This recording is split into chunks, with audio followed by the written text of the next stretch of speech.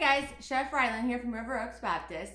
So this week I was issued a distance learning challenge from 5th grade teacher Mr. Rogers on how to make gumbo. I guess he thought I was going to make some and then give it to him. Joke's on him because my family is eating it for dinner tonight.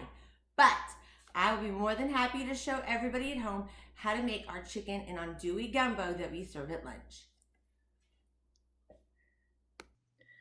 For this recipe, you will need unsalted butter, flour, vegetable oil, andouille sausage, onions, bell peppers, celery, jalapenos, garlic, chicken broth, a roasted chicken breast, diced tomatoes, green onions, thyme, oregano, a bay leaf, and white rice.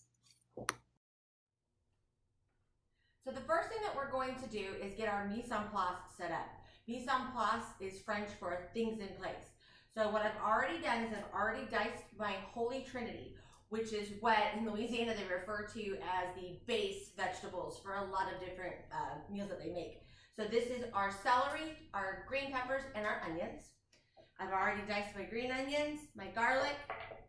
I've got my roasted chicken. This has already been baked off. It's just simply roasted chicken breast, salt and pepper.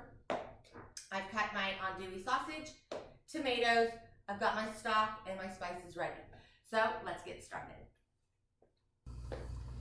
So the first thing we're going to do is we're going to cook off our andouille.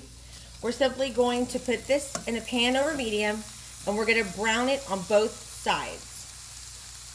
So while our sausages are searing, we're going to start our rice.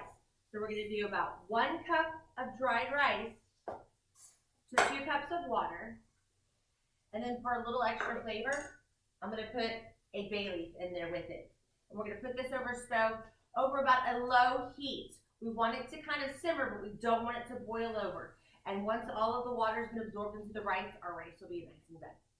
So now that our sausage is seared, we're just going to remove it from our pan and put it to the side for a bit. What we're going to do next is in this exact same pan, we're going to add in a little bit more oil. And then we're going to start our vegetables. Just add in a little bit of oil, and then we're going to add in our Trinity. We're going to let this sear off until the onions start to turn translucent, and then we're going to add in our garlic and the rest of our vegetables. So now that our peppers and our onions are starting to look nice and translucent, you can see I've been scraping the bottom of the pan and getting all that fond off of the bottom. That's just another level of flavor to add to our gumbo. Next, we're going to add in our tomatoes, our garlic, and about half of our green onions. We're going to save the rest of them for the end. And we're going to stir these together until all of our vegetables have become softened. So now that our vegetables are nice and cooked down, all we're simply going to do is add our sausage back into there and then take this off the heat. We're going to use this in a little bit. So next is arguably the most important part of a gumbo is the roux. So what it is equal parts of flour to fat. Some people use oil, some people use butter. I'm using butter.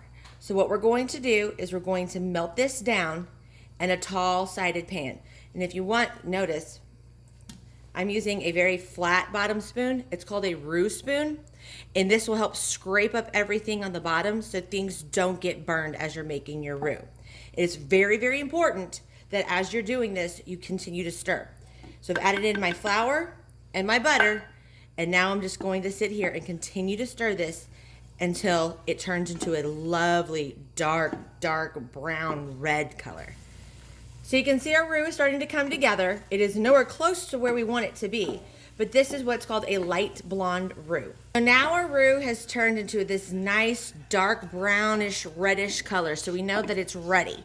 So what we're going to do is we're going to add our chicken stock to it.